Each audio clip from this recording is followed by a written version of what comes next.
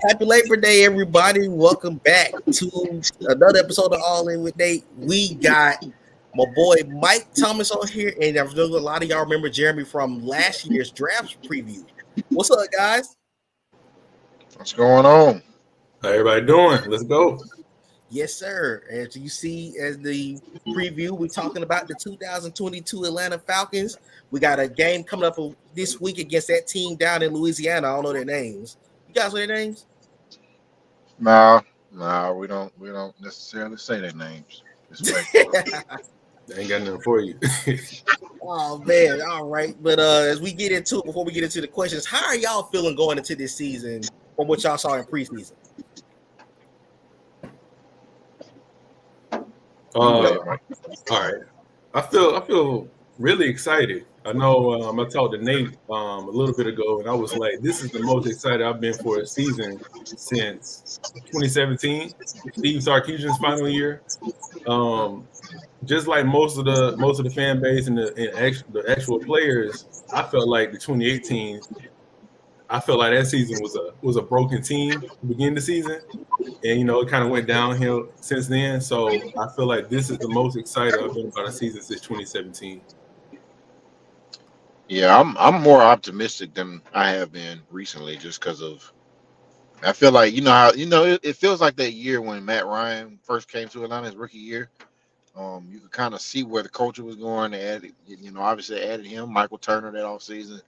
I really feel like there's a better football team than people think they are. And that has me optimistic because I don't care if they don't win a bunch of games, but I don't want to see them not be competitive, and this team gonna be competitive. So that's where my optimism lies. I mean, I will tune in to watch this team play just because I feel like they'll be in football games every Sunday, no matter who they're playing. So.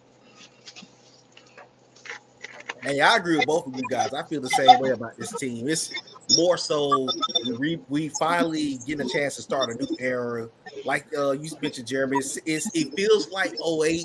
I know the schedule was kind of rough on us going in. We'll get a chance to see what these teams look like. But from what I do see is we got a lot of guys that want to compete.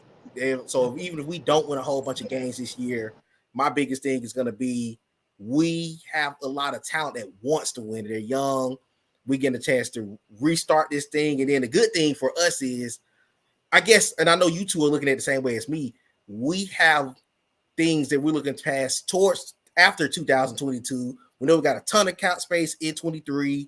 Got a lot of things to worry about after this season. So for me, this year is kind of like, okay, this is a competition. Which one of you guys are going to be a part of the long-term solution to this team? More so than everyone is looking at it like, okay, we're gonna win this year or whatnot. So I'm just like you guys. I'm looking forward to it. Definitely looking forward to it.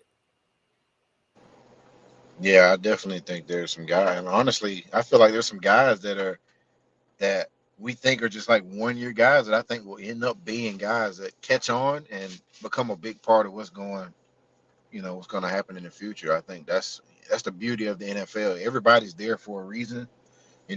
Some of these guys were really highly touted and then just didn't work out in their last situations. But when you get that mix and those guys actually live up to that physical ability, man, you got a chance to do something like this, a little special. I mean, you look back at some of these teams that have won championships, you look down their roster. Oh, this guy was a first round pick.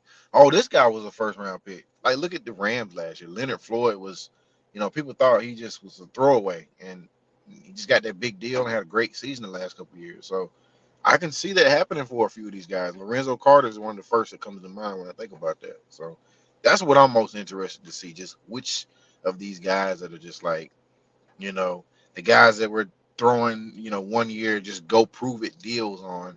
See how many of those guys actually kind of catch on and like become fan favorites and become favorites of this coaching staff. Exactly. Like you mentioned, Lorenzo Carter, Casey Hayward, and they kind of remind me of what we did with Cadero previous year. I feel like they can have some of the same impact as far as like gravitating towards the fan base, like you mentioned, and their own field play. Now, we can get somebody that we brought in that can play to the level that Cadero did the first half of last year. Man,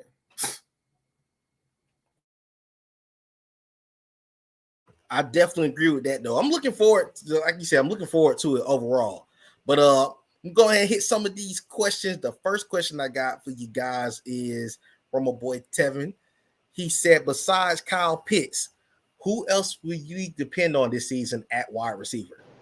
I guess I hit it first. Of course, Drake London is going to be the obvious guy that you're going to depend on this year, but oh no, there's going to be an interesting receiving core. I would like to see us use a lot of Demir Bird this year, maybe, because we need somebody that can kind of take the top off, because we got a lot of route runners on this team, like Brian Edwards and Cadero Hodge and Zacchaeus, but we need somebody that can make a play. And that's the one thing I've been looking for in this receiving core. I didn't see it in preseason, but for me, of course, the obvious is Drake London, but I don't know. We'll get a chance to see what else we got. And then, of course, you may see CP go out and play some receiver from time to time this year, depending on what the running back situation looks like. But I guess that's my answer. What about you guys? How you feel about that? Mine would probably be Drake London. I mean, I feel like he's a high draft pick, and I feel like as soon as all the other guys kind of went behind him, he kind of got. I mean, it's like he was the first receiver drafted, but it feels like he's underrated. And I went out to training camp and watched this guy work at training camp, and I was kind of thrown off by how good he actually is. So I really feel like you're gonna look up and be like, wow, man, we really landed the guy. Like, I mean, I wouldn't be surprised like if he's healthy, which he isn't right now. So that's my biggest question with him, is if he's gonna stay healthy. I mean, you looking at an 85, 1,200 yard, 10 in the 5th, like that's the kind of guy he is on. And 10 to 12 touchdowns a year, like that's big. Those are big time numbers, especially with a team that's kind of going through a transition at quarterback. So for me, I think even being a high pick and being the guy that has the expectations, I feel like he's even going to be a little better than people think. If we want to go with a guy that nobody's really talking about, I'm gonna go with Cadero Hodge. I really like what I saw out of him. Slot guy, big play guy. Like I feel like he's gonna be the one you look up and be like, man, he made some plays. And you look at his stat, like Russell Gage was over the last couple of years. He's that guy for me this year. My guy would, of course, you got to go with London. But my sleeper for this year would probably be my boy Brian Edwards. He used to play for the Raiders. Not many people paid attention to him. He got lost in the shuffle. They had Ruggs. He got a little bit more playing time after Ruggs had his little incident. The Raiders had a lot going on last year with John Gruden, the whole Ruggs situation, and Josh Jacobs kind of fell out of favor in the running game. But man, Brian Edwards, he's not a great route runner, but he knows how to get open. I just feel like previously when Darren Waller was healthy, he got most of the target share. But when Brian Edwards was able to, get the targets, he made the most of his opportunity. I think he had maybe like 620 something receiving yards last year, had a few touchdowns. He didn't get much targets his rookie year, but last year I felt like he proved that he was at least a serviceable receiver, and that he's good for that third receiver spot. I think he could probably bump that up to the receiving yards up to about 800. 850. I feel like he's gonna surprise some people this year. Also, I think another aspect that, like you mentioned in Brian Edwards, I think people are gonna be underestimated with how physical this wide receiver core is. Like usually you think about wide receivers, you're like they're running routes, catching passes, going like they're having fun, they're being pretty, doing all the cool dances, but like this is a nasty group of receivers, man. Like Brian Edwards will block you, he will hit you. Yeah, that's a great point. I know Alden Tate, he got cut a few weeks ago, a couple of days ago. He was another physical big receiver that we had, and I guess that just speaks to the receiving group we have coming in this year, because he couldn't make it with the Bengals receiving core, but look at that receiving core. They're like 4 or 5 deep. But I was kind of disappointed, he couldn't make the team. But I think that speaks to what you said earlier about everybody else, Hodge and everybody.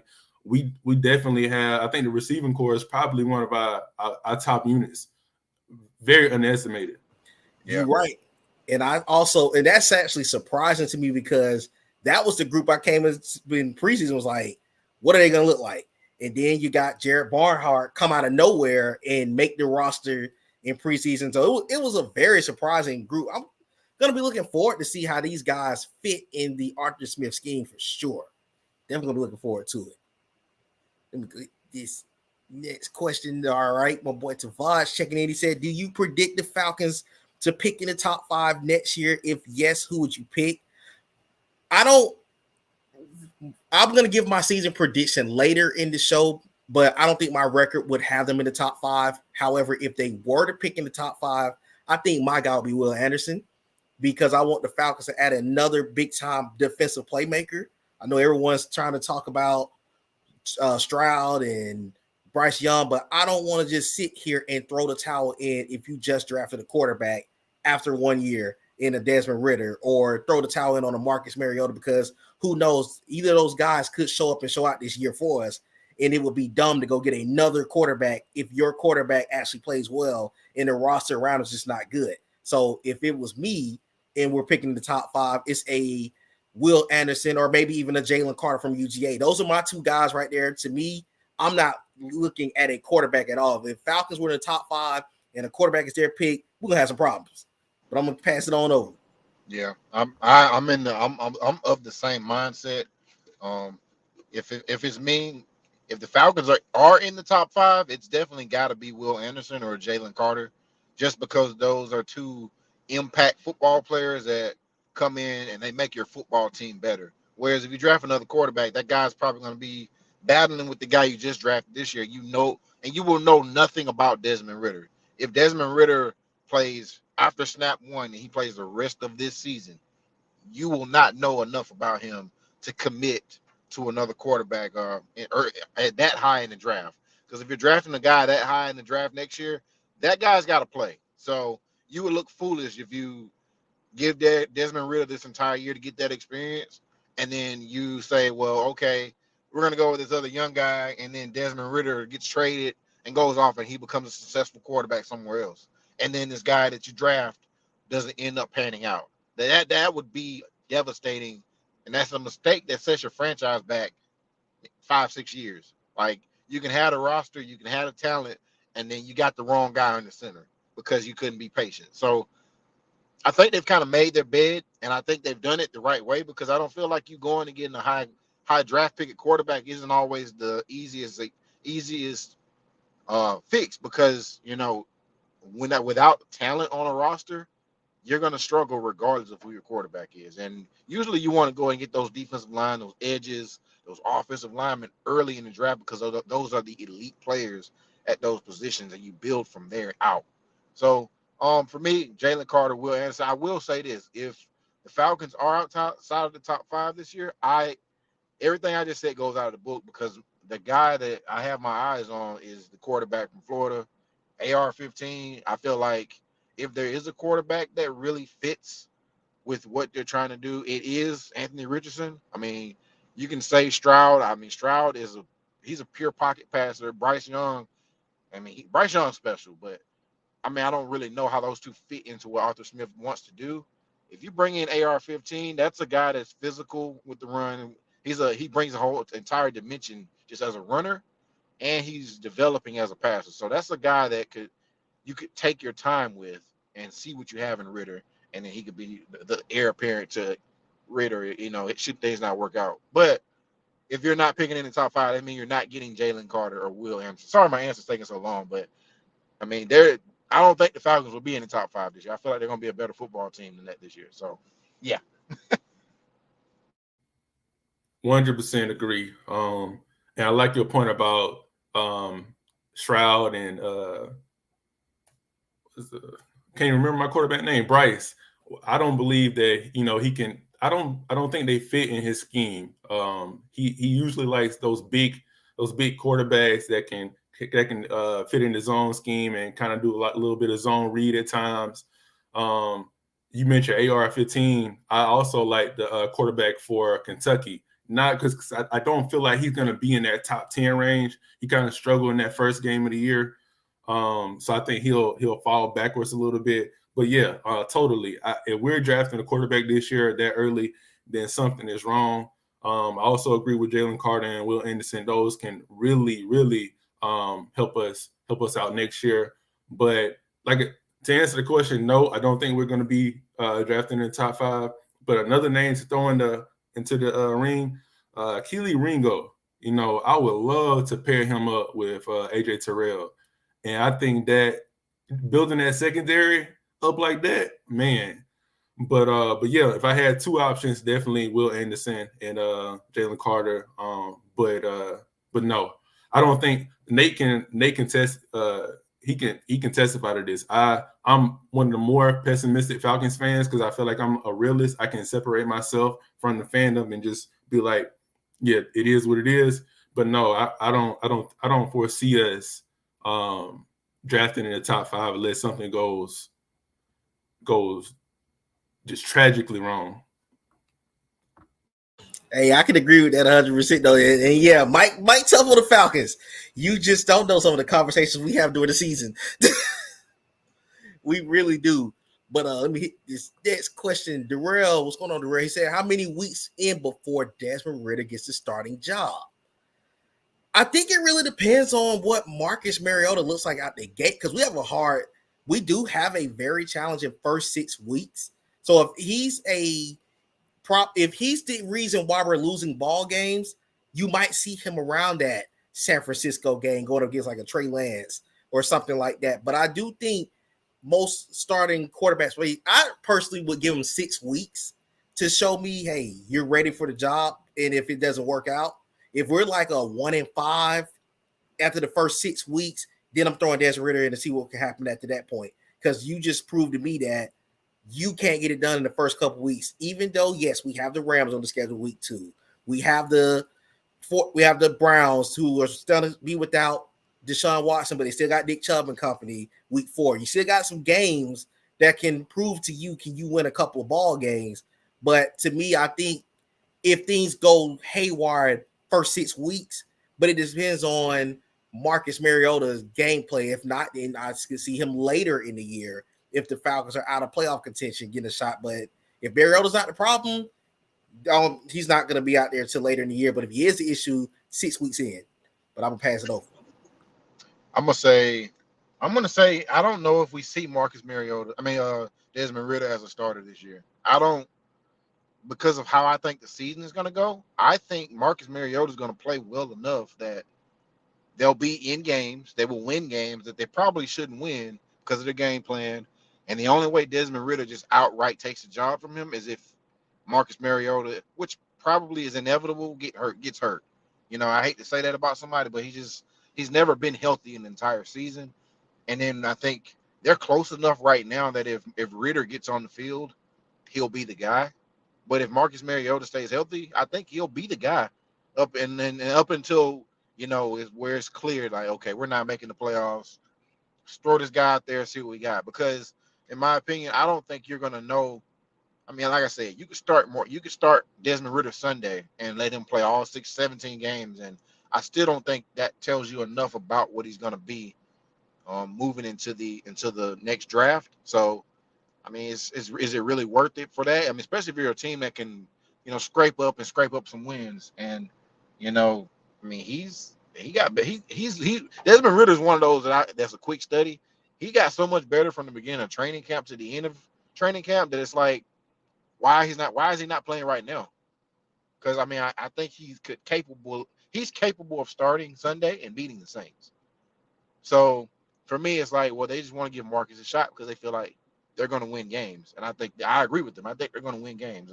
So outside of an injury, I would say probably weeks 14, somewhere in there. That would be the earliest I think we see Desmond Ridder as a starter. They may sprinkle him in throughout the year. So. Yeah, I agree. My expectation the entire when we even drafted Ridder and seeing what he can do, you know, he's got some potential. You know, he got some kinks he needs to work out, but overall, I'm satisfied. I was satisfied when we drafted him, but outside of injury, I'm not really seeing it. The earliest week 8, the last game in October against the Panthers at home. because if we do see him, I feel like they're going to ease him in. They're not going to put him against somebody like the Saints or the 49ers. They're going to ease him in there to see what he has, give him an opportunity, give him a fair opportunity.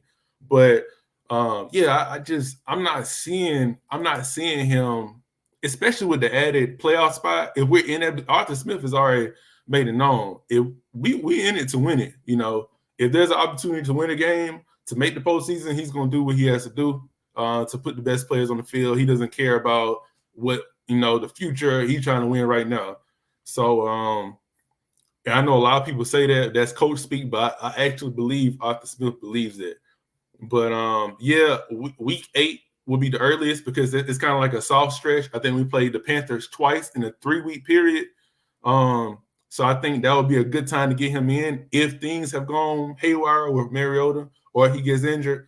But looking at the schedule, that December schedule was brutal. So things will have to be pretty bad and early to get him in during that little Bears-Panthers stretch, because if you wait to that December stretch to put him in, it's going to be tough. That's tough for any quarterback. But what you got, the Ravens, the Cardinals, the Bucks, the Saints, the Steelers, get them in as early as possible if things are bad. Don't wait, because I don't think that would be fair to him. But realistically, I feel like we'll see Mariota the entire season, barring the injury. And I can agree with that 100% because I seen a post in the preseason where someone was like, Ritter played well, but Mariota played great enough to where there was never a doubt of him not being QB1. So it's like y'all said, it's going to be hard for him to get that job now unless he either is injured or we just get off to a horrible start. So I agree with what both of you said on that. We hit this next question. What are these Tim Cole's up, bro? What are the strengths and weaknesses of the defense, and give a bold prediction on where the defense will be ranked?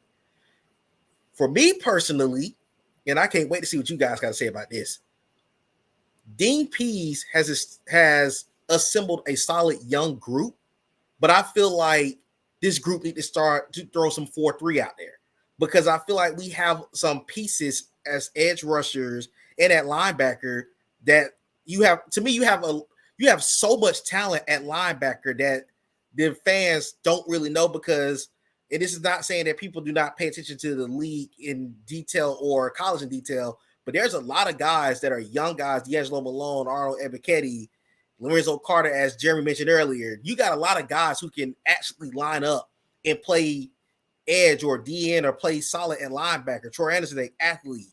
So you got talent. To me, your strength of your team is at linebacker / edge group, which is what they're calling this team with Dean Pease, which is going to be something I'm looking forward to seeing. Honestly, the weakness for me would be safety. I don't know, safety or D tackle. I don't really know this situation, how it's going to look, because to me, I do not agree with Dean Pease having Grady play freaking DN. He needs to be in the middle and needs to clog that middle up. Why are you outside? You do not have the type of speed to get around that edge on your left or right tackle. He need to be in the middle. And as far as safety, I'm looking forward to see what Richie Grant looks like. But again, this is an unknown group, so he could very well pan out to be great this year for us. But I don't really know the safety group that well. And as far as the defensive ranking, fun as it sounds, the defense was kind of middle of the pack last year, as bad as they were in certain categories. So I can't see them being anywhere, but for me, I would say maybe 20th, which is good for a rebuilding defense. So that's where I think, and I'm going to let these guys hit on it now. I'm going to say the strengths of the team, of the defense, is probably the linebacker core. I'm going to agree with you there. I think the weakness is probably that defensive line group. I don't really know who the nose tackle is going to be. I don't know for a fact. Like, there's a lot of things I just don't know. Like, I don't know who's going to be the consistent guy on third down to go get the quarterback. Like, I don't know who it is. I have a few ideas. I think Lorenzo Carter can do that. I think Arnold Ebiketie will be able to do that. I think I can't remember the guy. I can't remember his name. The draft pick from Notre Dame last year. I think those guys could do it if given opportunity. But I mean, this is the NFL, and a lot of the NFL is based off what you know. So, you know, I don't know. That's my question mark, and I think they need to improve on taking the football away. I think that's been a big issue for them the last few years. The year they went to the Super Bowl, they had a lot of the same issues that they had last year and the year before. The difference was they would get there and they would stop drives because they would take the football away. That has to change. That has to happen this year. So, I mean, I think the culture's better. I think they'll be top. I have them around 17th, 18th, somewhere in there. But that's strictly just based off effort and Dean Pease's scheme. So I really feel like that they will improve because I feel like he's finally got the kind of guys he needs to run the scheme he wants to run. I don't think they have the raw ability that they need to be able to fully move up and be an elite defense as yet. And I think that's coming for Atlanta. And I'm glad they've kind of made that a priority in trying to make sure that they have an elite defense, and it's not okay to be bottom third of the league anymore. So I think they'll take a step towards that this year just by effort. So yeah, I feel like the linebacker group, if you rate them compared to the rest of the NFL, I would dare say with the additions we made in the draft and the additions we made in free agency, despite, you know, whatever's going on with Deion Jones, I'm still surprised he's still on the team, but, you know, he's on the IR now or whatever. But I would dare say that's a top 15-ish unit. So, yeah, I would agree. That's probably the strength of this defense. I'm very excited about the secondary. You know, I know the issues we may have at safety, but I've always enjoyed the game of Casey Hayward. I feel like he's going to bestow some great wisdom upon AJ Terrell, and AJ Terrell is only going to get better. That group is close to being a top 15-ish group as well. You know, they're young, but we got some guys on there that know how to play. I'm excited to see a few guys have some bounce back years after struggling with injuries and inconsistencies last year. But yeah, the D line, man, that's going to be a unit that kind of drags the entire defense down a little bit. But I will say it's not as bad as we've seen in the past. And I will say I'm hesitant to say this, but I think we're going to have more than 18 sacks this year. You know, sacks has always been a huge issue. Getting pressure on the quarterback has been a huge issue since we got rid of John Abraham. But I truly believe this year this defense is going to be – I got us right now 17-ish to the 23. You know, not terrible, but room to grow. You know, I don't think we're gonna have too many instances like the Cowboys game last year. You know, granted, you know the offense struggled in that game, but the defense didn't help matters. So we're not gonna have games where we're giving up 40 points, can't stop a nosebleed. But yeah, and Nate, to your point, I don't really know about the Grady thing at defensive end. That's kind of, you know, he's not a spring chicken anymore. You know, so. I don't know about that one, but I'm gonna trust the coaching staff, and we're gonna see what we're gonna do. But I do believe that the defense will be much improved from last year, even though the defense wasn't as bad as the average fan may have thought. But I think 17. You know, I feel like I'm trying to think about whether we're gonna be better in giving up points or not allowing as many yards. I think we're gonna be better in the aspect of we're not gonna be giving up a bunch of chunk yards like we did last year. So, yeah, 17-23 in that area. That's where I think defense will be ranked. Hey, I love those points y'all made. And it's funny, we kind of all in the same ballpark as far as rankings. I said 20, if both of y'all was like 17 through the 23 range. So, yeah, I definitely feel the same way. Let me hit this next one. All right, so I said the biggest needs going into the season. Okay, where do I start? First of all, anything can be better on the offensive line. I'm always scared of the offensive line going into the year because I never trust our offensive line. They have to show me for me to be confident in those guys. I hate our guard. I hate our left guard position. I know Wilkinson is going to be the starting left guard over Jalen Mayfield. Thank you, Jesus. because I was not going to deal with another year of him starting at left guard. But I'm intrigued to see what they do there. I would love to add another left guard if possible for me.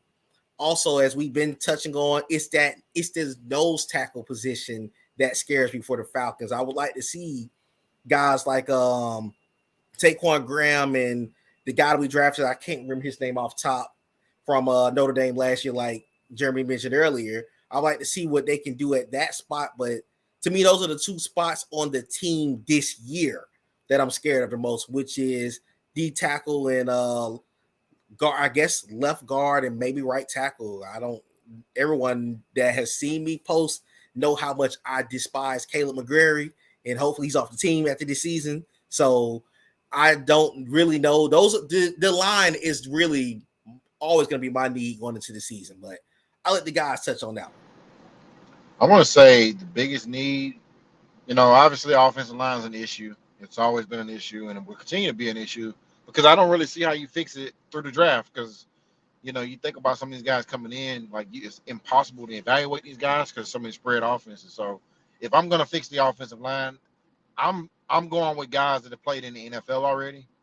If that's just my personal opinion. If you want to take the cap space that the Falcons are going to have, I'm taking probably 50% of that, and I'm going to get my offensive line. I don't care about the draft picks of the offensive line.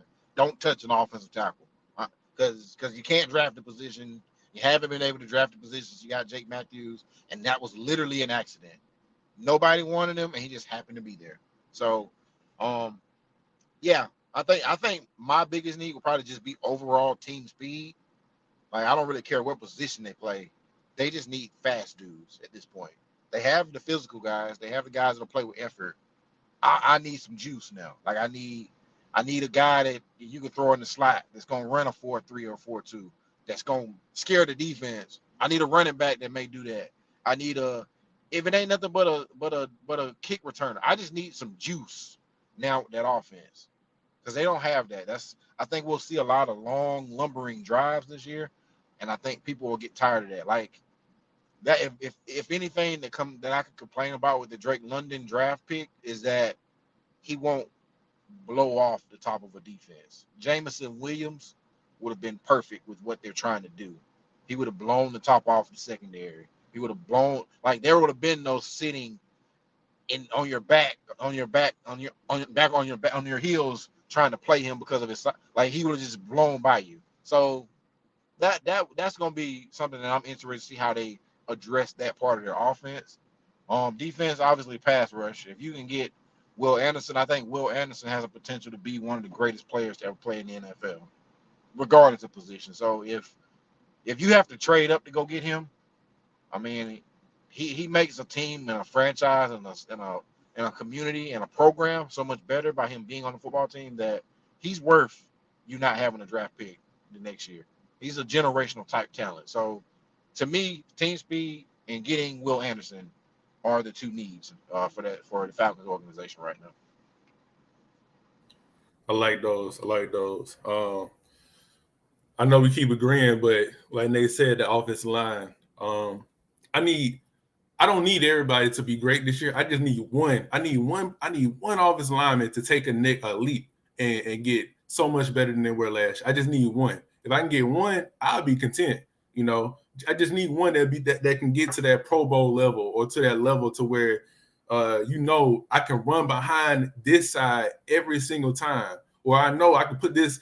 He can put Myles Garrett or whoever, and he won't get beat. Like he's thrown around like he's ragged. I just need one offensive lineman. I don't care who it is. I just need one to see some type of progress, to know that the coaches that we got on our staff, that they're able to develop the players. Other than that, running back. I like our running back group, but one of the issues that I'm already foreseeing is with Cadero. If you notice, Cadero, his touches they decreased, and he got a little banged up towards the end of the year. And in the beginning of the year, he was getting like double digits touches, carries.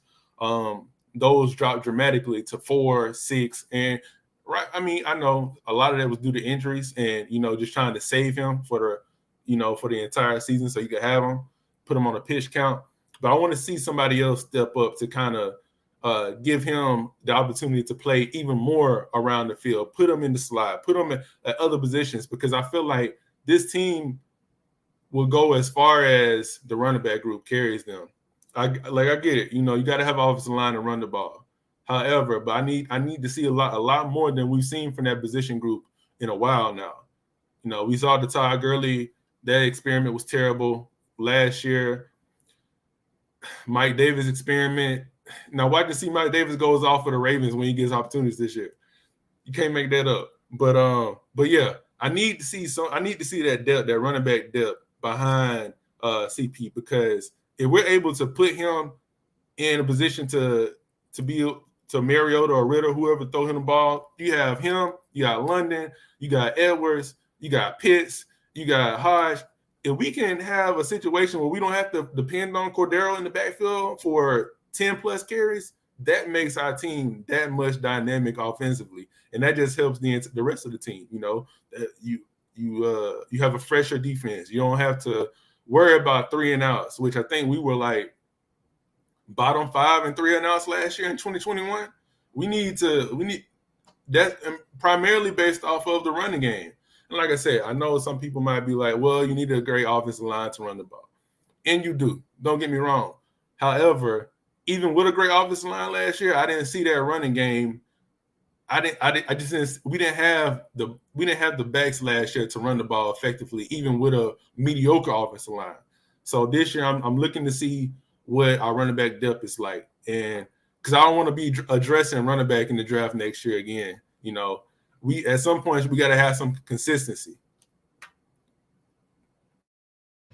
Hey, I love that point that you put though, because that is one thing I'm looking forward to see what the running back position look like, especially having a mobile quarterback and not have Matt Ryan back there no more.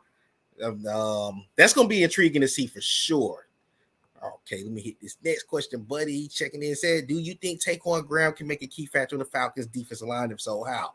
Honestly, I would love one of those young guys to step up on that defensive line and win that tackles position and really make an impact on this team going forward, because I don't feel like we got the veteran in Grady Jarrett, but I don't feel like we have anyone that has stepped up and said, okay, this is the young guy. I like Anthony Rush. He has potential. You see guys that has potential in flashes. But to me, I would love one of our defensive linemen that were our draft picks, especially even from last year, between Graham and the individual from Notre Dame. We're going to get his name right at one point. But one of those guys can step in to be a solid D tackle, because, that'll show that Terry is heading in the right direction on the defensive line. So I would like to see him step up. I thought he had some good flashes when he got in the game, because I can tell you like this, I don't want to deal with Marlon Davidson anymore. I just want to get him off my roster and see what these young guys can bring to this DP scheme. But I'm rooting for Taekwon Graham to step up for sure. No, I don't think he will be a key factor. I don't think he should have to be, because when you're relying on a second-year guy who's a 4th, 5th, 6th round pick, wherever they draft him, that tells me where your defensive line's talent level is. You look around the NFL and at the units that are actually the units, the teams that are, putting together good units, it's because their guys are 1st, 2nd, 3rd round picks, and the Falcons have consistently missed on those guys. Marlon Davidson is one of the first you come to mind. 2nd round pick, done little to nothing for the team. A couple years ago, John Kaminsky, I believe, was a 3rd round pick. Waste of a pick. It's just like they continue to miss on these guys, and that's why they are where they are right now. The fact that we're worrying about if Taekwon Graham is going to be a key factor, we should, like, in typical situations, and this is no disrespect to Taekwon Graham, but that kind of pick should just be for depth.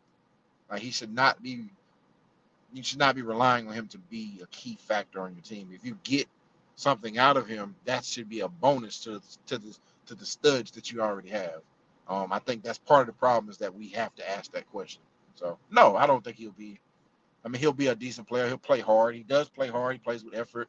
And I think that's what's going to help lead that defensive unit this year. But they're going to run into where they have a lack of talent, and that's part of it. So that's where I'm at with it.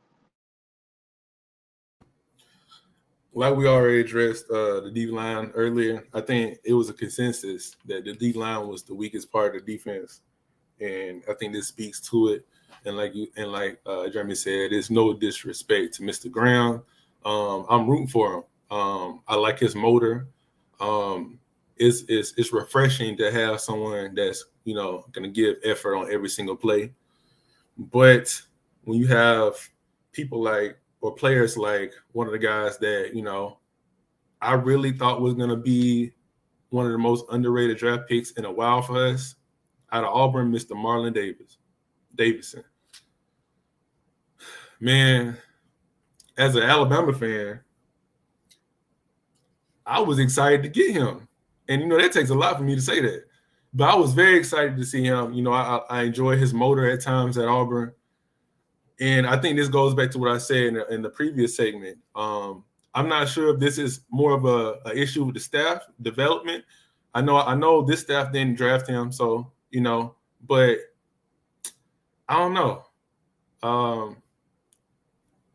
Taekwon, he shouldn't have that burden for people to look to him to be a key factor. He should, as Jeremy said, he should be a depth piece.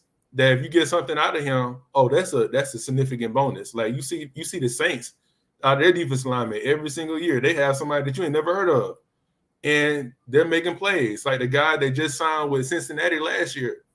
Like, man, that it must be nice, but I don't know.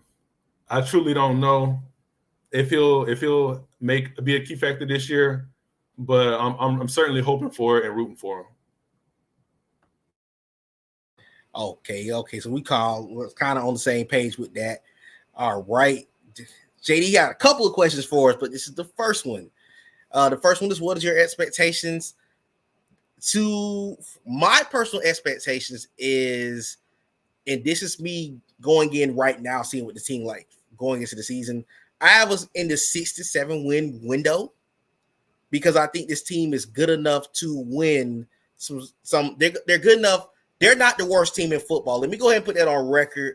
We know all of USA Today and everyone's been saying this is a 2 to 4 win ball club. They are not the worst team in football. When there's this club called the Houston Texans down there that they just got rid of their quarterback who wanted to go have fun in the massage parlor. But I'm gonna leave that alone because he's been suspended for 11 games. Anyways, we're not the worst team in football.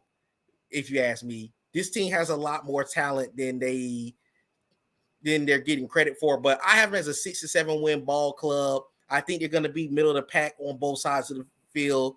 And I just look at it from this perspective here. We have a young team with a very, very tough schedule. As Mike was mentioning earlier, December is going to be a brutal last 5 weeks. You have playoff teams, 4 of the 5 teams that were in that race were in the postseason last year.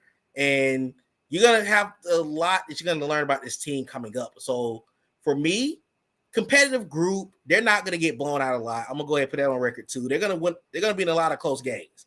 But going in right now, I have them as a 6 to 7 win ball club.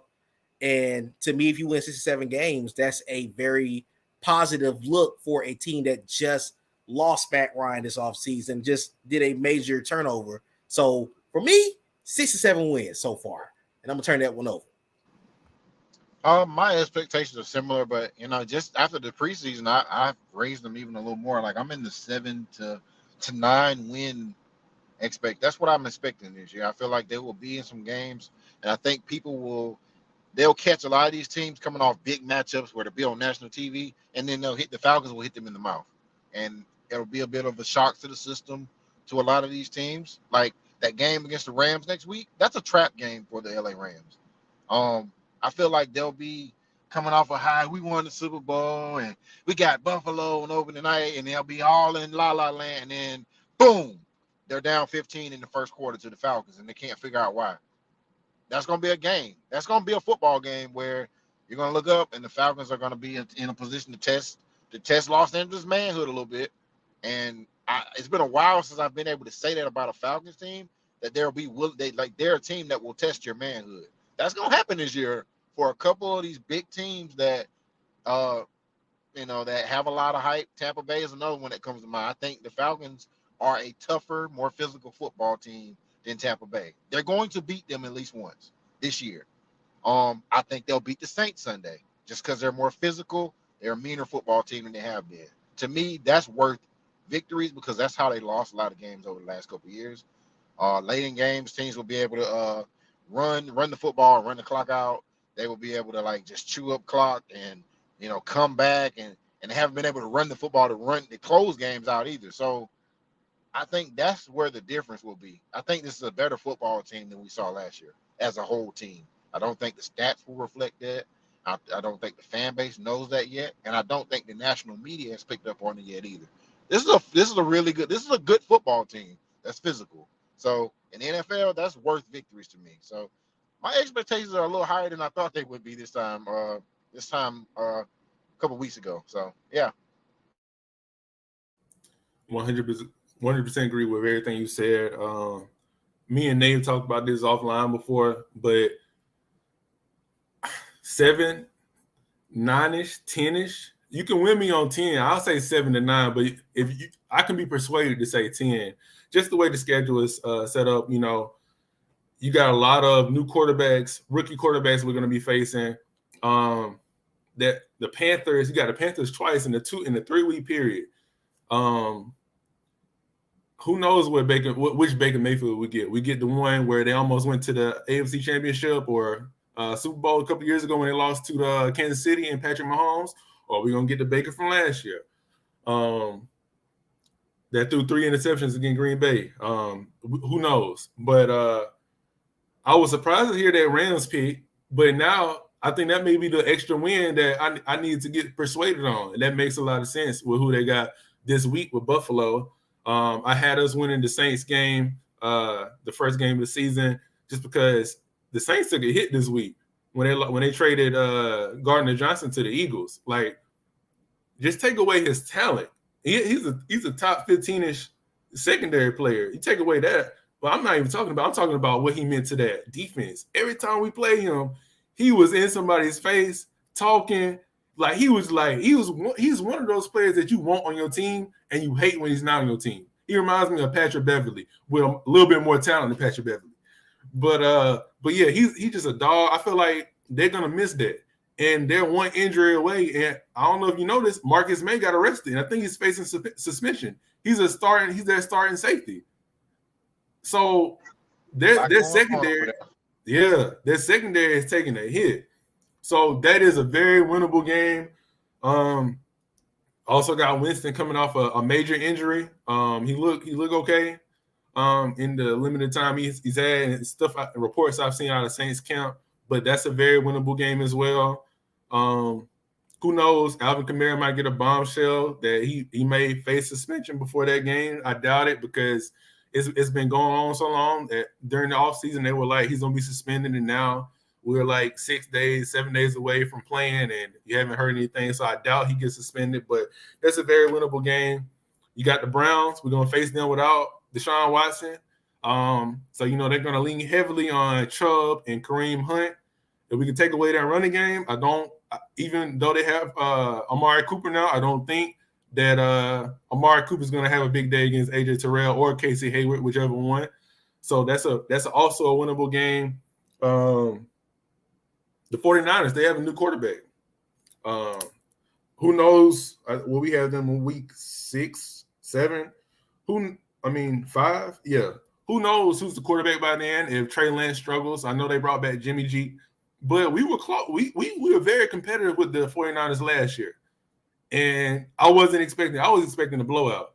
But they fought hard for about a half, and they kind of gave out. And that speaks to the depth that we've talked about a numerous amount of times this year. We have more depth this year, a little bit more talent. So that 49ers game may also be a game. I like what Jeremy said about you never know who's coming off a big win, a national TV game. They may be a little high and overlooking the Falcons.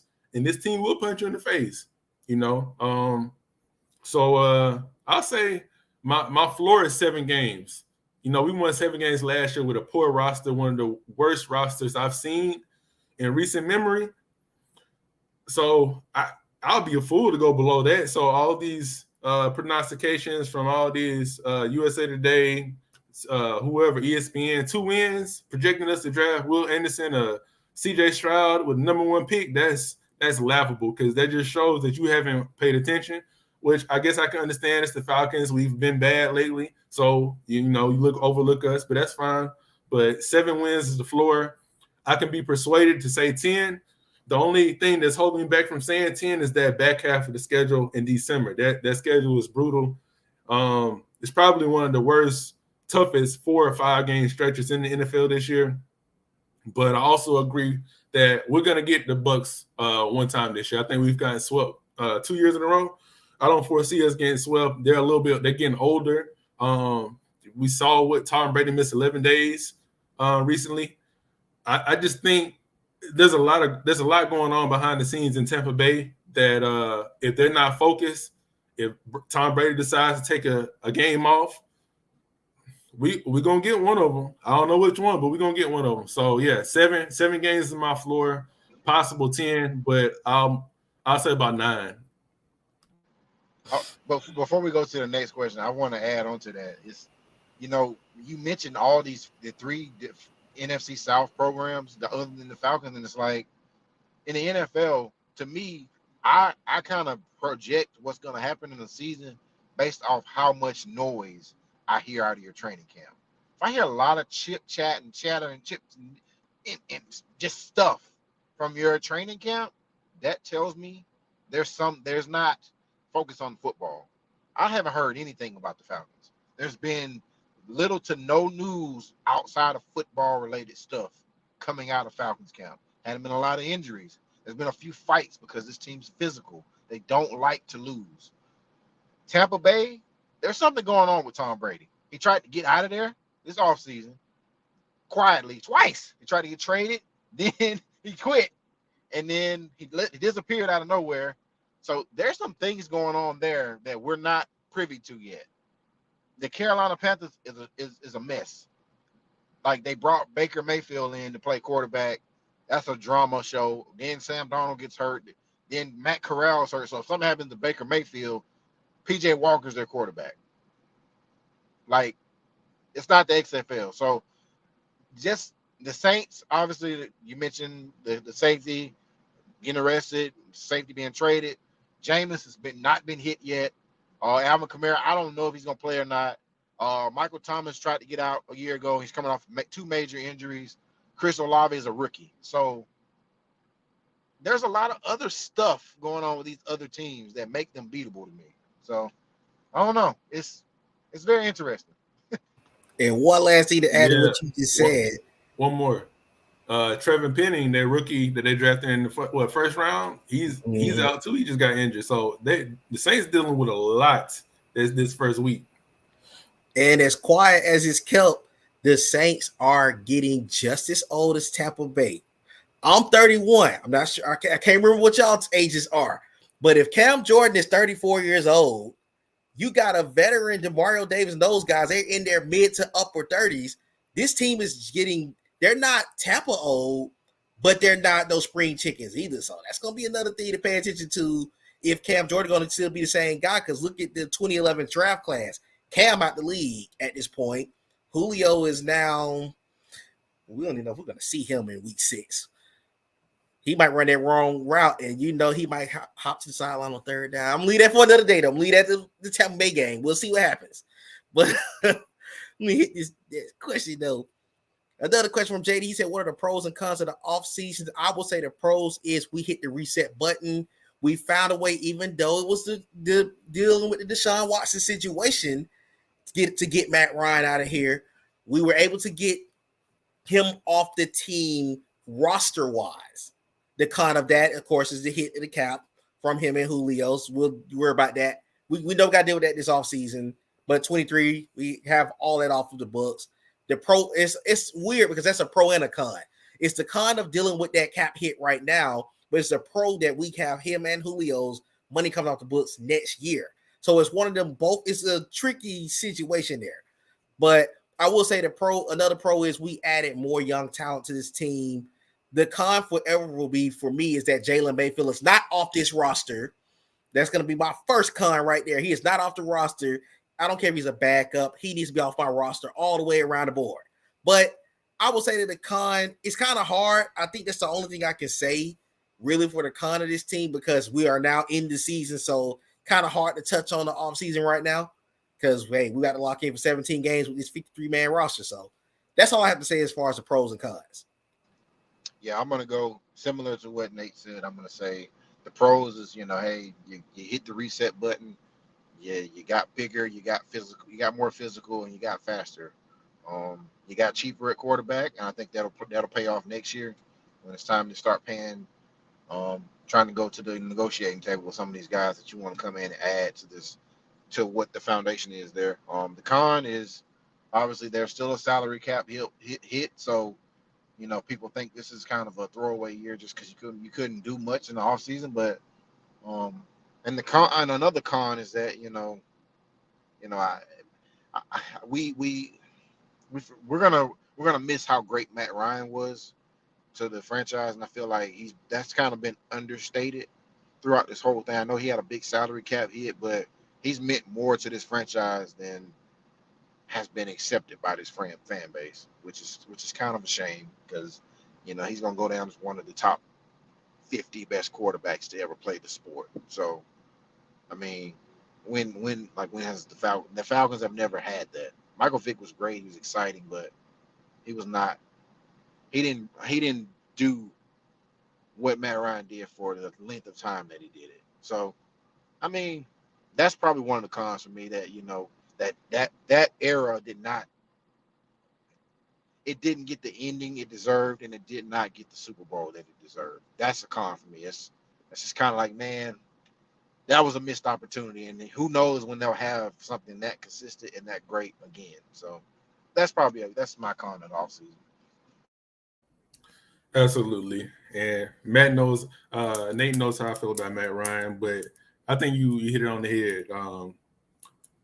When you think about the Falcons since 2008, despite us having Tony Gonzalez, Julio Jones, Roddy White, John Abraham, whoever, Matt Ryan, when you thought about the Falcons, you thought about Matt Ryan. That's the first face you thought about.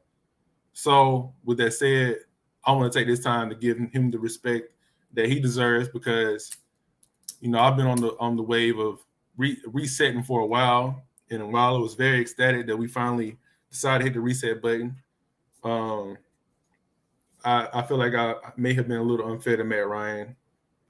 So good luck to him in his future. I'm thankful for everything he did for the Falcons. But now it's time to move on.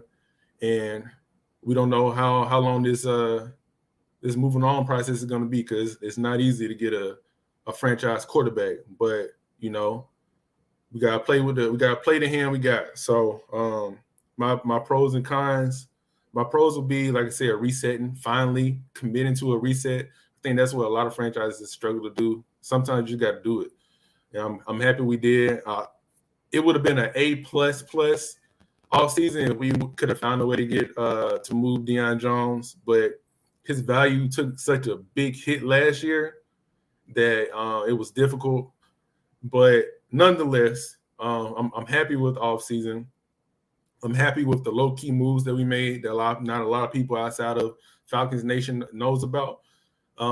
As far as the cons, I guess it would probably be just not being able to move that Deion Jones contract.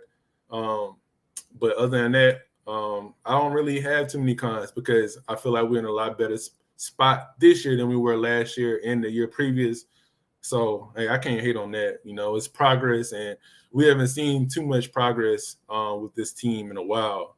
It's been a lot of fool's gold. So I think this is actually the real goal this year. I love how y'all put that. And it's funny because we started touching into the next question already about do we think we're settled with the quarterback of the future? And that's why I already jumped into that question because we kind of was already leaning into it. But as the guy said, let me get that quick thing out too, as far as Matt Ryan. Again, it's gonna be hard. This is gonna be weird for us because again, we can truly sit here and say we had 3 teams that were that should have, I would say 2 of the 3 possibly should have won, either made or won a Super Bowl. We did get there with the 2016 team, but I know Mike talked about the 2012 group as well. That probably should have went. We lost to the 49ers. My boy Mac on the stream. I'm not giving y'all no credit. Anyways, we lost to the 2012 49ers, and that probably was the year that we all probably thought got away other than 2016. So it's going to be a very tricky situation because Falcon fans, we have been spoiled. We had Michael Vick for 6 seasons. Then we turned around, had that one in-between year, got Matt Ryan for 14 years. So I don't think we're settled with the quarterback position yet. We like the potential with Desmond Ritter. Marcus Mariota, he has potential as well. The problem is you don't have it's going to be uncertainty because, number one, we're coming in with a veteran quarterback like we all talked about earlier. The biggest fear is going to be, can he stay healthy, which is Mariota. And then Ritter coming in with a schedule that is pretty brutal out the gate year number 1. We like the potential in them, but I feel like, are they settled? I think short-term, yes. Long-term, that can't be answered just yet because we put a pick on a quarterback, so you got to give them maybe a 2 to maybe 3 year window at max, but 2 for sure. Because the one thing about the game in comparison to past is you are expected to come in and make an impact out the gate. It's not like it used to be back in the day where you could drive a quarterback and maybe 2-3 years in, he can be our guy now. They're looking for you to either show in the 2-year stretch that you got it, or guess what? The next guy's going to come out of college that you might be looking into down the road. So I'm going to say that we're not settled long-term, but we are settled short-term. And I'm going to pass that question over. Yeah, I'm with you, and I feel like we have to ask ourselves what do you consider a quarterback of the future? Because Marcus Mariota is 28 years old.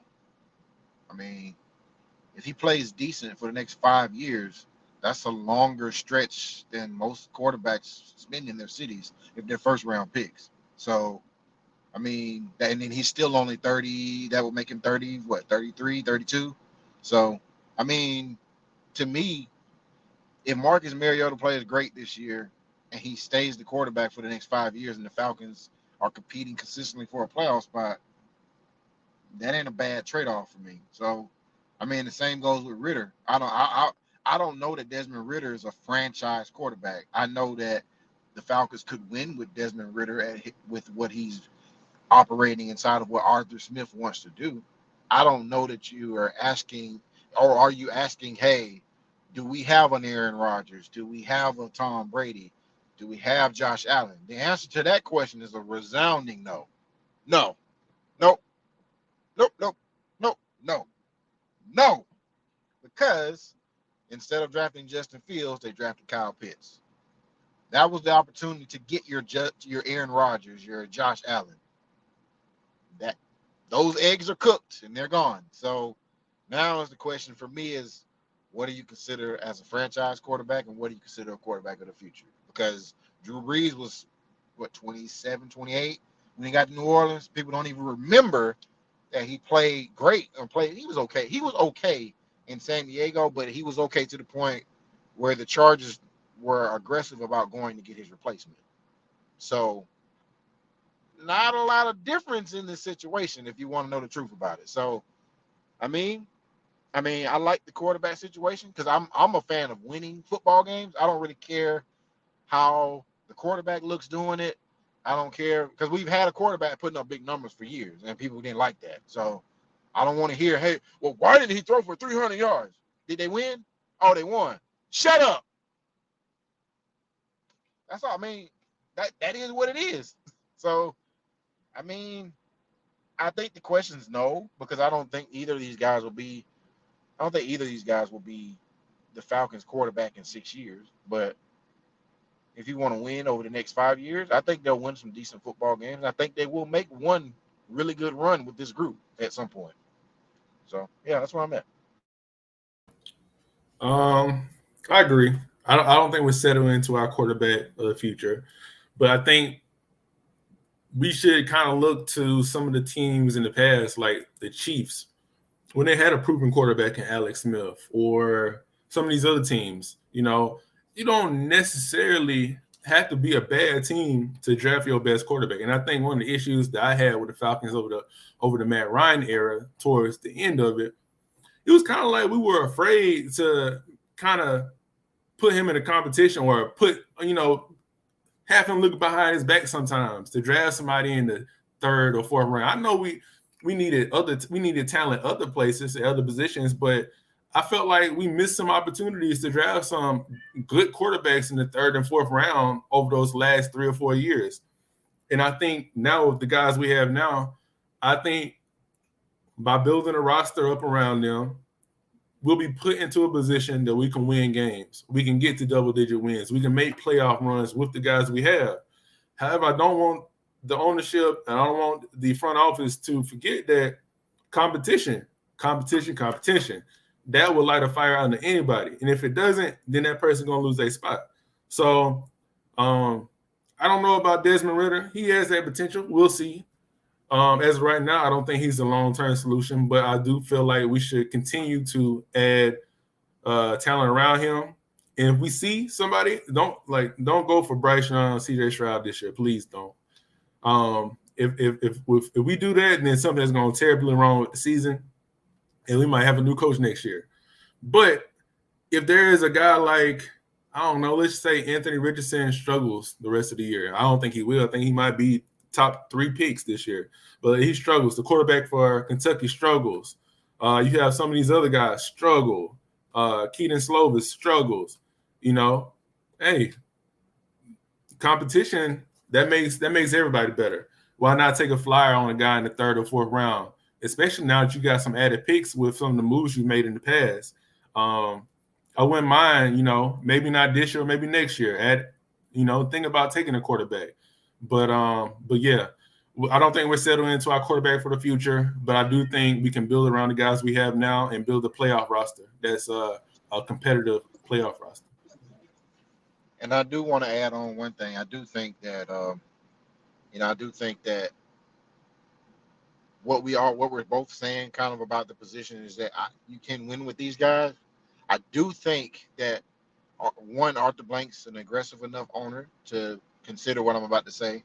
And I also, too, think Terry Fontenot is good enough at finding talent and knowing that you can find talent in later rounds and through free agency to know that draft picks are a little overrated sometimes. I'm not going to rule out saying, hey, okay, these guys are serviceable and great, and they work with what we're trying to do. But I also don't think that we can rule out the Falcons emptying the bank and going after one of those elite guys at some point. Okay, Josh Allen doesn't get it done in Buffalo. Things start to deteriorate around him. I can see the Falcons being one of those teams. Oh, well, we'll give you 3 years worth of first-round picks, and we will sign him to a brand spanking new $250 million contract. He can come be our quarterback. I can see that happening down the road. I encourage the Falcons to think that way, to be aggressive when it comes to the position and not being okay with, we have a guy that can win us 10 ball games, and then that's about it. They will be aggressive when it comes to, okay, if Patrick Mahomes is available, we'll spend that money and that draft capital to go make that happen. I think we saw that this offseason with Deshaun Watson. Even though they weren't in a position to logically make it work, they attempted it. So I think that will end up being the click piece that comes down the road that we're not seeing right now. I think that's probably the solution. I don't think it'll be a draft pick that ends up being the guy down the road. Exactly, man. That's you hit on something special then. Look at what Denver did this year, going out to get Russell Wilson. I think they were a year or two maybe too late because, granted, their receiving core, Javonte Williams at running back, man, they got the offensive weapons to make some noise this year. But defensively, I feel like maybe a year too late. If they had done it maybe like last year, man, they could have made some noise in their division. But I agree. There's always somebody unhappy, whether it's the team or whether it's the player. And who would have ever predicted that Russell Wilson would be tradable? So you never know. So I can't right now off the top of my head. I can't see anybody, but that can change by week 5, week 10, and somebody could become available. So yeah, continue to add talent around the quarterback position. Just do things the right way. And you never know who could fall into your lap.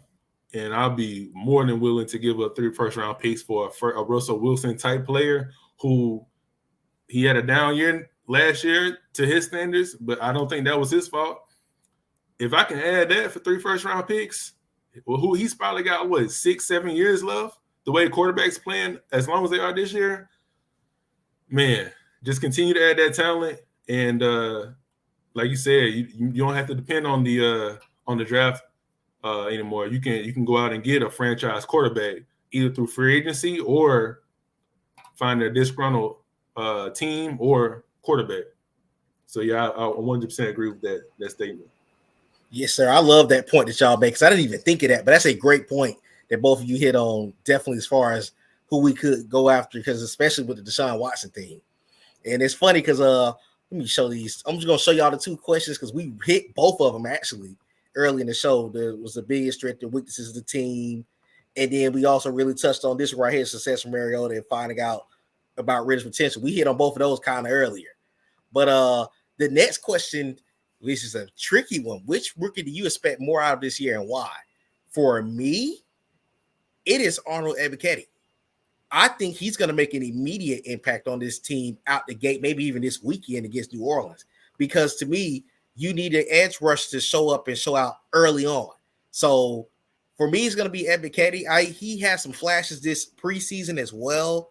Penn State does a pretty good job of putting out solid defensive players. Look at Michael Parsons last year. I wanted Michael Parsons in Atlanta. I would not sit here and sugarcoat it. I wanted Michael Parsons bad, but he's in Dallas. But anyways, Ebiketie, I think he's going to be the guy to look for. I know most people may say Drake London. I think he's going to be solid as well. I don't think the Falcons are going to have – I think the Falcons are going to have multiple guys show up this year for us. I don't think we're going to be in that position where – one guy looked good and everyone else looked well, because I've talked with both Mike and Jeremy off air for months about this. I think this Falcon class is going to shock all of you in the fan base. I think we had a really good draft class from top to bottom. Drake London was a solid pick. I think he's going to work out well with Kyle Pitts. I think Ebiketie is going to make an impact. Deangelo Malone may not be a starter out of the gate because of Lorenzo Carter, but I think eventually he'll be well. I also like Troy Anderson. He's a great athlete. So the Falcons did a really good job. So I can't just focus on one guy in particular. And then, of course, we didn't even talk about Ritter in that one. That's five picks I just named off in your first 5 picks. So I think all of the rookies in some way is going to make an impact. But I think the one out the gate is going to be Ebiketie. I'm going to go with Tyler Algiers because I feel like he's the key. He's the key to what's going to happen offensively, because as Michael was talking about earlier, we're going to have to. The Falcons cannot rely on Cordell Patterson to be their only running back, and they cannot rely on him to be a 15, 20 carry running back. He's just not. His body's not built for that. He's also over 30, so and he's dealt with injuries his entire career. So it's like, hey, he can be a really good gadget player, but you need that consistent guy that's going to get you 3, 4, 5 yards touch, and you need to be able to give him the ball 20 times. And I think Tyler Algiers fits that description. He just has to go and get it done if they give him the opportunity. I don't know why Damian Williams is on the roster. I think your guy was obviously Tyler Algiers. That kind of worries me that he couldn't beat Damian Williams out.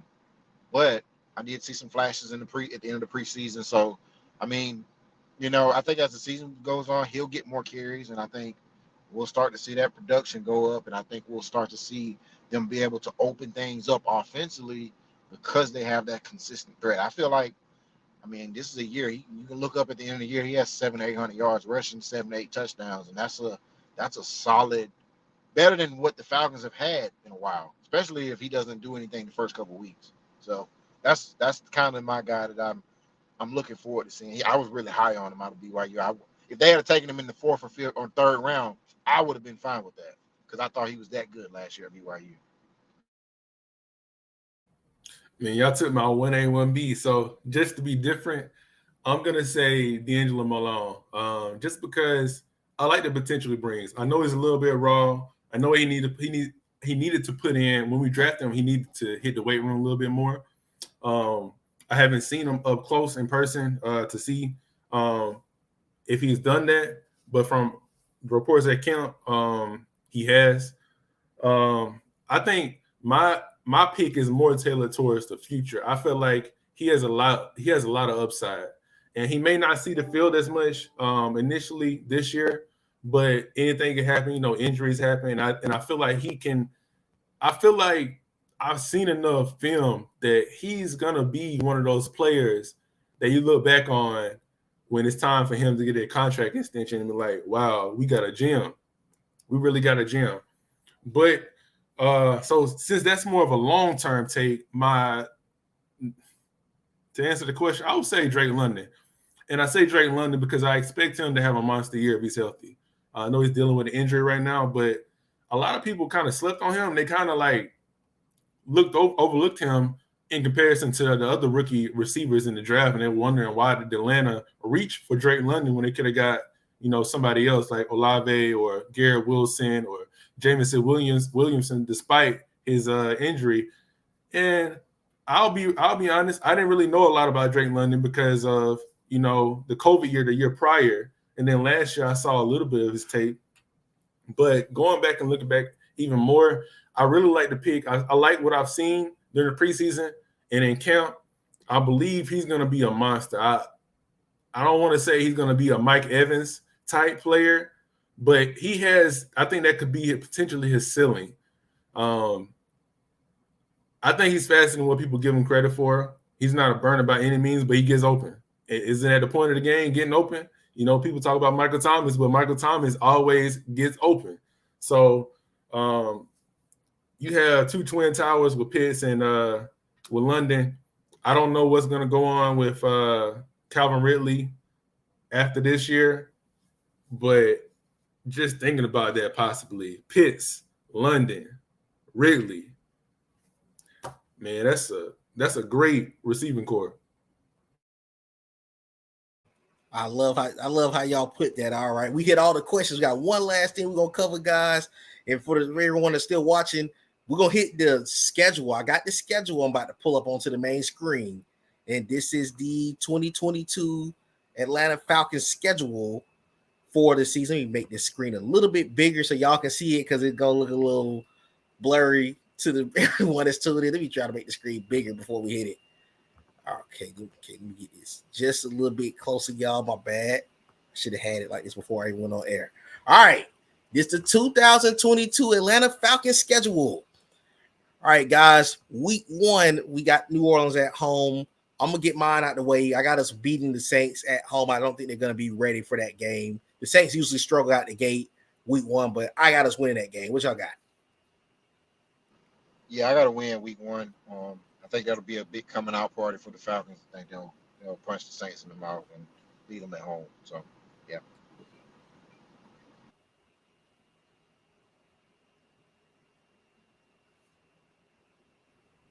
Yeah, I agree. I got us winning against the Saints. Saints got a lot going on. They had a really loud offseason. So I don't know how good they got a lot of injuries. Michael Thomas has been dealing with another injury. Jameis is coming off a major injury, trade, suspensions. I think if we're going to beat the Saints, you got to do it week 1. I totally agree with you guys. Week number 2, we got the Rams in LA. That could potentially be a trap game. I don't see it for us. I'm fearing Aaron Donald destroying Matt Hennessy and Jalen Mayfield, whoever's at left guard at the middle. I don't think we're ready for that team just yet. So I have us losing that game to be at 1-1. What about you guys? Yeah, I think the Falcons lose that game, but I feel like it's a game that they'll lead at some point, and I feel like that's a game Falcons fans will turn the TV off upset about, because I feel like they're going to feel like, man, that's one we should have won. It's going to be one you're going to have low expectations for. And then as the game goes on, you're like, man, they can really win this football game. And then it'll fall apart a little bit just because the Rams are at home, Super Bowl champs. I expect them to win that football game, but I really feel like that's a game that I would not be surprised if the Falcons won that game, but I don't think they will. It'll be a good game though. Yeah, I agree. The Rams are coming off a big game against the Bills, first game of the year. They could potentially be overlooked. And that Super Bowl, that coming off that Super Bowl, that's whether you win that Super Bowl or lose that Super Bowl, it's a struggle to get back. So teams always lose again they shouldn't lose to, and this potentially could be that. Matthew Stafford has been dealing with some type of arm injury, although Sean McVay has, kind of been like, it's nothing. Typically, when that's going on, it's something. I don't think it's drastic, but they lost Robert Woods. Odell's not playing. He's out injured, whatever.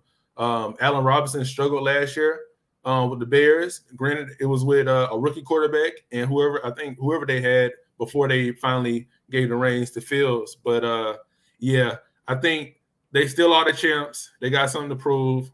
It'll be closer than expected, but I got a Falcons losing. Okay. Good. Into week 3, we got the Seahawks in Seattle. I have us winning that game. I don't think it's going to be a blowout. I think it's going to be a very close game because both teams are kind of in a similar position. They're rebuilding. I'm intrigued to see how AJ Terrell matches up with DK Metcalf and Tyler Lockett. I still like the receiving core out of Seattle. They're in that 12th man still is going to be tough. Winning or losing record. They were tough last year. They were having a bad season. So I think that's going to be a factor to watch out. But I think the Falcons can pull a close one out in Seattle. Mariota should be able to outduel a freaking Geno Smith. Please outduel Geno Smith of all people. But I got the Falcons winning that game.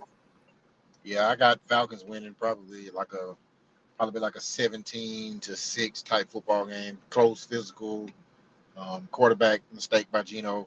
That could be a day where, we mentioned the needing to take the football away. That could be a day where the Falcons get some momentum doing that, taking the football away. I know they'll have a young running back too, so that's an opportunity. I know it's a cross country trip, but I think the Falcons probably will stay on the West Coast that whole week, so they'll be acclimated. It's an opportunity to win still one of those road games that you need to do if you're gonna make the playoffs. So. Yeah, I got us winning this game. I just feel like our corners, our secondary can match up with Tyler Lockett and DK, and you don't have Russell Wilson back there anymore. I'm sure everybody's seen Geno. No disrespect to him, but I just don't think that their receivers are going to beat our corners anyways. But when you don't have a prolific quarterback behind the line, it makes it that much more difficult. Watch out for Rashad Penny and Kenneth Walker Jr. that they drafted out of Michigan State. They could be a problem, but I feel like the Falcons they'll score enough points to outduel Geno Smith if it gets to a duel. But I think we got this game. Okay. We're gonna hit one more game. We're gonna hit the Browns. We're gonna get back on here at another point this week too. Hit the rest of the schedule, but I do want to do at least the first 4 games. We're just giving y'all a preview of the game of the 2022 Falcons schedule because Jeremy actually has to leave. He has another media obligation to handle. So this is gonna be the last game we cover for now. But the Browns at home, which is week number 4. This could be a trap game for Cleveland where the Falcons could win. I don't see it for the Falcons just yet because Nick Chubb is a handful. So Nick Chubb is a handful. That defensive line of Myles Garrett and Jadeveon Clowney, I don't know if that team is ready. That Browns team is going to be scary this year. So I have the Browns winning. I think the Falcons can make that game close. But I have the Falcons losing a close game at home against the Browns.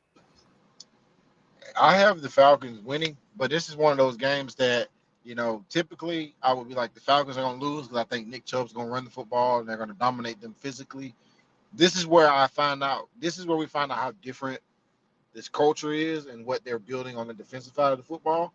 Because I don't think there's a, hey, you can line up and run the football on the Falcons and beat them. I think those days are done with just kind of what they're doing as far as effort and physical toughness. I don't think they'll just be able to run the football on the Falcons and beat them. I'm not afraid of Amari Cooper. I'm just being honest. Like if I'm a secondary guy, I'm just like he's good. He runs great routes, but AJ Terrell and Casey Hayward should be able to handle him. Jacoby Brissett at quarterback. He's a good quarterback, mobile guy. I don't think they do a whole lot that should not be handled by what the Falcons are doing on defense. My issue is probably going to be how to deal with that defensive front that they have. I don't think it'll be a high-scoring game. This is one that I could see being 14-10, 21-17, something like that. It'll be a really low-scoring game. I got the Falcons winning that one, so I got them off to a 3-1 start. Yeah, I got the Falcons winning. We're gonna start off 3-1. My reasoning would be again, kind of like saying what I said about the Seahawks. I don't think that Jacoby Brissett and their receiver core, I'm not afraid of them with our secondary. And also I just think with Marcus Mariota and our offensive scheme, I feel like we're not going to sit back and drop back 30, 40 times a game. So I think that kind of neutralizes Myles Garrett a little bit, and we can get him in a situation to where, we're pulling with Mariota, and he got to decide if he's going to take the running back or the quarterback. And I feel like we can pop a few. They're very aggressive on the ends, especially Jadeveon Clowney. He's a little bit more aggressive than Myles Garrett, but I feel like we match up well with the Browns. Chubb and Hunt are an issue, but I still think I think we can pull this one off. 3-1. All right, and everyone, we will cover the remaining schedule at a later time this week. But hey, this was a great show. I appreciate Jeremy and Mike being on here. I know y'all guys loved it because you've been blowing my phone up saying how great they've been, by the way. I just want to put it out there on the air. But hey guys, if you have nothing else to say, man, we will catch these guys the next time. Got anything to say before we head out, Mike and Jeremy? Well, I appreciate you having me on. Yeah, it's my first time being on. It's a long time coming. Look forward to the next time. Yes, sir. Yes, sir. These guys will be back for sure, everyone. But until next time, it's been a Falcon edition of All In with Nate. And again, you'll see these guys coming up again soon. So y'all have a great rest of your Labor Day.